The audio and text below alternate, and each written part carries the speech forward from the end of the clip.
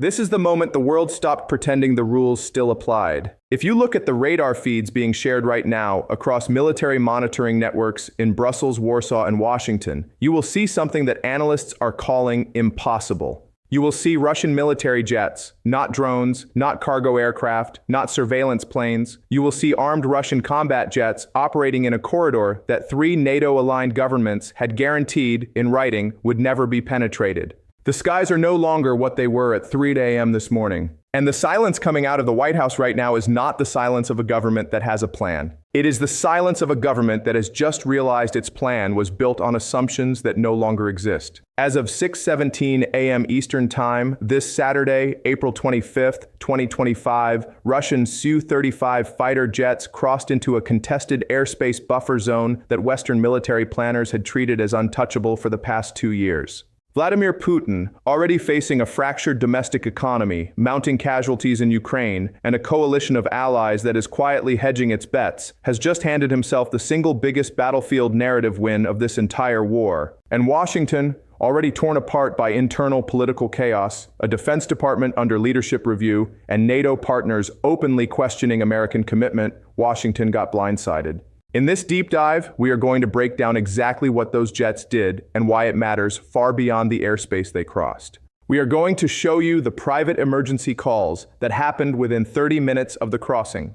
We are going to explain why this move was not military, it was psychological. And we are going to show you exactly who loses the most from what happened in the sky this morning. Vladimir Putin is not just escalating. He is rewriting the story of this war live in real time in a way that the West has no immediate answer for. 18 months ago, the plan was clean and on paper, it made sense. Western powers had agreed on a containment strategy for the Russia-Ukraine conflict that relied on something called layered deterrence. The idea was simple: surround the conflict zone with enough military presence, enough intelligence infrastructure, and enough economic pressure that Moscow would calculate any expansion was too costly to attempt. NATO advisors briefed allied governments in the spring of 2023 with a confident picture. Russia was losing equipment faster than it could replace it. Sanctions had cut off 40% of its semiconductor imports. The ruble had dropped 27% against the dollar in a single quarter. The story was that Putin was running out of road. But the cost of that containment strategy was not just money.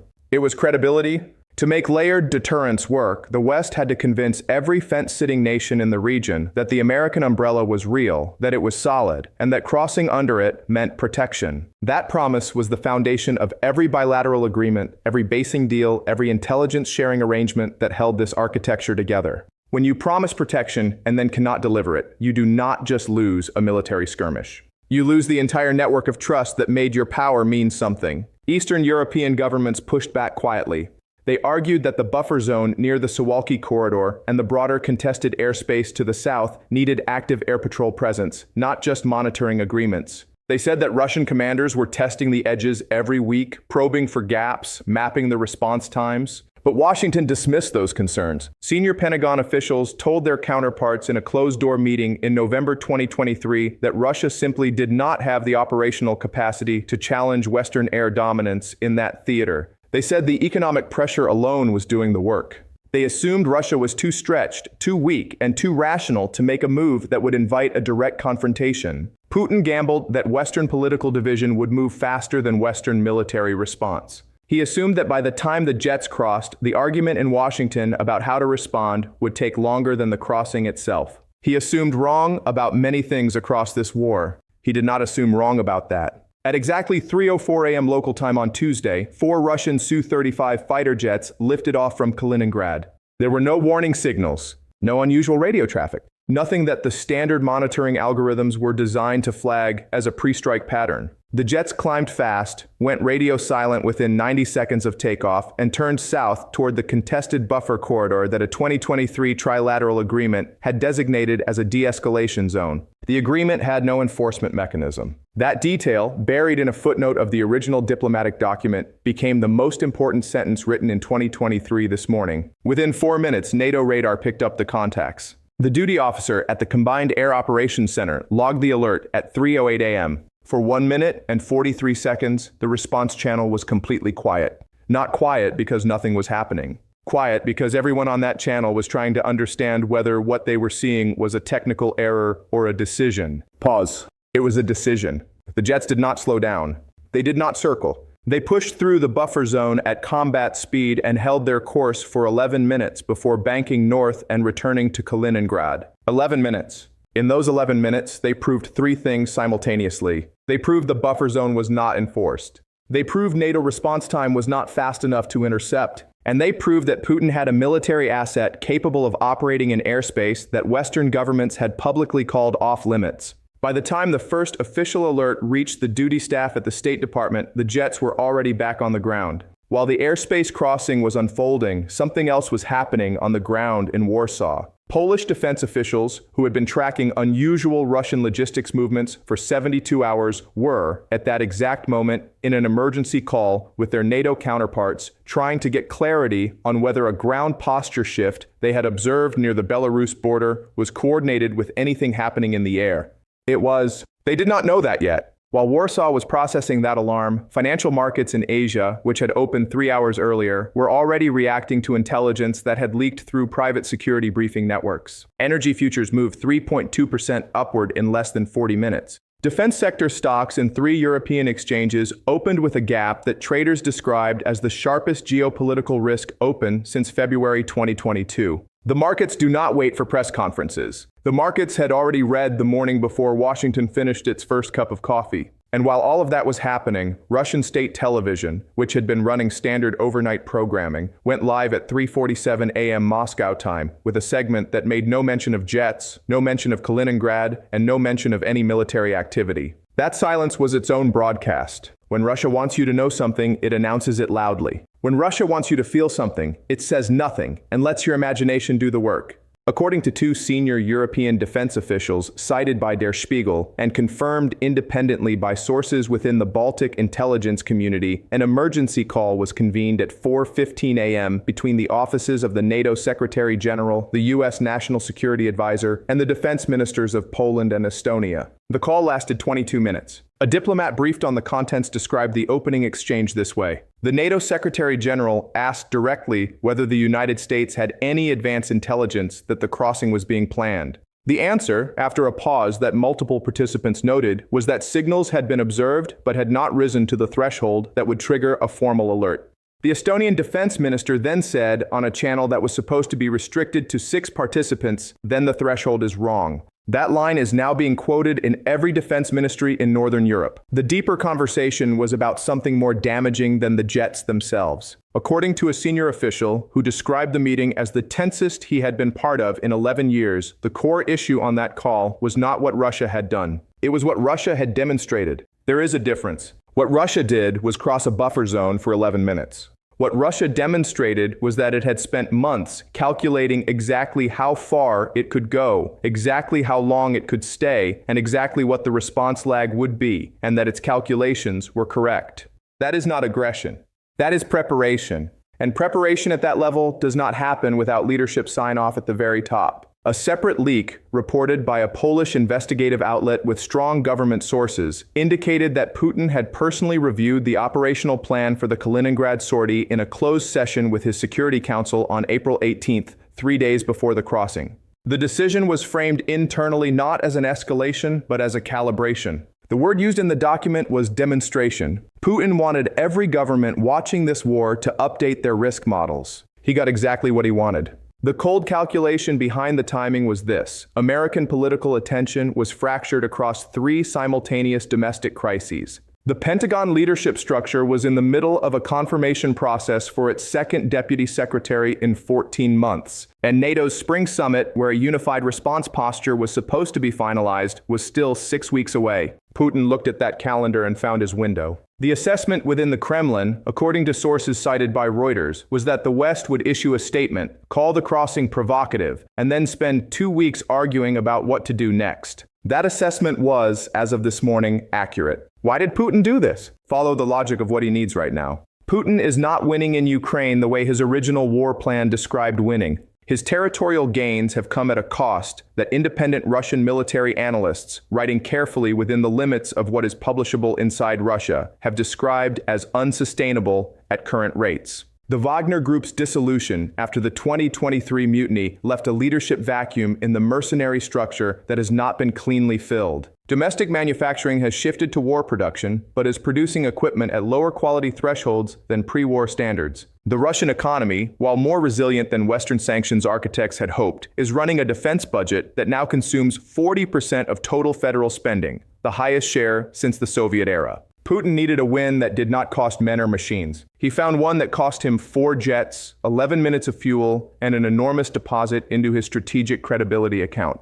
This shifts power in a way that is not immediately visible on a map, but is felt immediately in every diplomatic conversation happening across Asia, the Middle East, and Africa. For the past 2 years, the dominant narrative inside those conversations has been that Russia is the weakening party, that time is on Ukraine's side, and that alignment with the Western-led order is the safer long-term bet. This morning's crossing does not end that narrative, but it complicates it. It introduces doubt. And in geopolitics, doubt is a currency that compounds. The power shift is specific. Russia can no longer be described in any serious briefing room as a power that lacks the operational capability or the political will to challenge Western air dominance in European-adjacent territory. That description was already fraying. It is now retired. What replaces it is a more complicated picture. A Russia that is constrained in many ways, but has demonstrated the ability to act precisely, quickly, and with disciplined restraint in how far it pushes. That combination of capability and discipline is what makes serious military planners nervous. The legal dimension of what happened this morning is real and almost entirely being ignored in the immediate coverage. The 2023 Trilateral Buffer Agreement, which 3 governments signed and which the EU formally noted in its external relations record, has now been violated by a signatory's military forces. The question of whether a formal treaty violation has occurred is being examined by legal offices in Brussels and Warsaw right now. The answer matters because if it is classified as a treaty violation, it triggers a review mechanism that could, in theory, escalate into formal Article 4 consultations within NATO. Article 4 is the consultation trigger, the step before Article 5. It has only been invoked 7 times in NATO's history. If this morning's crossing produces an 8th invocation, we are in genuinely new territory that the headlines are not yet reflecting. Here is the domino effect that is already starting to move. If NATO formally classifies this as a treaty violation, it will force every member state to take a public position. If member states are forced to take a public position, the internal fractures inside the alliance between the eastern flank nations who want aggressive response and the Western European governments who want measured diplomacy will become visible and loud. If those fractures become visible, Russia's strategic read that Western unity is a surface condition rather than a structural one gets validated in real time, in public, in a way that changes how every non-aligned government calculates its own options. We are looking at a potential moment where the alliance's internal argument becomes the story and Russia's action becomes the background. That is exactly the outcome Putin's planners were modeling. China is watching this with the careful attention of a government that has spent 3 years studying what a major power can and cannot do under Western pressure without triggering a kinetic response. Beijing has not issued a statement. It will not issue a statement. What it will do is update its own planning files on the question it has been examining since 2022. At what point does Western deterrence rhetoric separate from Western deterrence reality? This morning provided new data. The Gulf states, which have maintained studied neutrality throughout this conflict and have continued oil cooperation arrangements with both Russia and the West simultaneously, are watching. They see an American response posture that is visibly slower than the action it is responding to. They see a NATO call that produced a leak before it produced a policy. For governments that are making long-term infrastructure investment decisions and security partnership calculations, today is a day when several phone calls happen that the public will not see reported for months. Where is the unified Western voice that was supposed to respond to exactly this kind of provocation? It has not appeared. The State Department released a statement at 7:43 a.m. calling the crossing deeply destabilizing and contrary to agreed frameworks. The British Foreign Office echoed it 40 minutes later. Germany's response came through a spokesperson who carefully avoided any language that would commit Berlin to a specific next step. France has not issued a statement as of this recording. This is not coordination. This is a coalition covering its own uncertainty with carefully worded distance. Reports from 3 separate journalists covering the White House this morning describe a senior official who has not slept, who has spent the past 4 hours on calls that are not producing consensus, and who told a colleague at 6 a.m., "We have a statement, not a strategy." That gap between what you say publicly and what you are actually prepared to do is the gap that gets wider every hour it goes unfilled. The psychological reality inside the building that is supposed to lead the Western response right now is not confidence. It is a very controlled version of the specific anxiety that comes from realizing that the scenario you told everyone would not happen just happened. The coalition of governments that have been backing Ukraine's position is fracturing along a line that has been forming for months. On one side, the Eastern European and Baltic governments, who see this crossing as proof that the only language Russia responds to is force, and who are now pushing loudly for a response that has teeth. On the other side, the larger Western European economies, who are heading into elections, who have publics that are exhausted by the cost of the war, and who will privately tell you that a confrontation over 11 minutes of airspace is not the hill they are prepared to defend in front of their voters. A coalition divided between those who want to act and those who need to survive the next election cannot move at the speed this moment demands. Those 4 jets are not just aircraft. They are a message written in physics.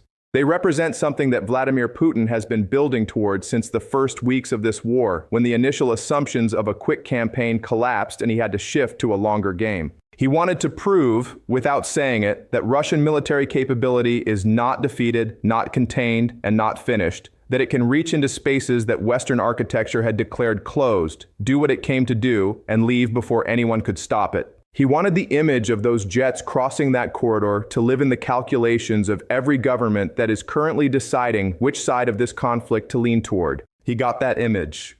It is now in those calculations. You can spin a diplomatic statement. You cannot spin radar data. You can call a crossing provocative in a press release. You cannot undo the fact that it happened, that it was planned, and that the response was slower than the action. Reality does not negotiate with the story you prefer. And the reality this morning is that a military operation was executed with precision against a defended zone, and the defense did not move in time. So where does this leave us? NATO's eastern members are pushing for emergency consultations. The buffer zone agreement is legally under review. Energy markets have priced in a new risk premium that ordinary families will feel at the pump within 2 weeks. The governments that were closest to committing to a stronger pro-Western posture in the Middle East and Central Asia are pausing those conversations to see what happens next. And inside Washington, the institutions that were supposed to prevent exactly this kind of moment are now in the difficult and unglamorous work of explaining to each other how the assumptions they built everything on turned out to be wrong. Vladimir Putin right now is not in a bunker. He is in a position of calculated advantage, watching Western capitals process a morning that he planned in April 18th, executed before dawn on April 22nd, and will allow to speak for itself for weeks. He is the man with the most answers in this situation. The West is the party with the most questions. As we move into the next 72 hours, expect Russia to say almost nothing officially. The silence will do the work. Expect internal NATO arguments to grow louder and to start appearing in the press through careful leaks from governments that want their position on record. Expect the legal review of the buffer agreement to become a political football between the governments that want it to mean something and the governments that want it to go away quietly. And expect Putin to watch all of that patiently, without rushing, understanding that every day the West spends arguing about what to do is a day he does not need to do anything at all. The buffer zone is gone in any practical sense.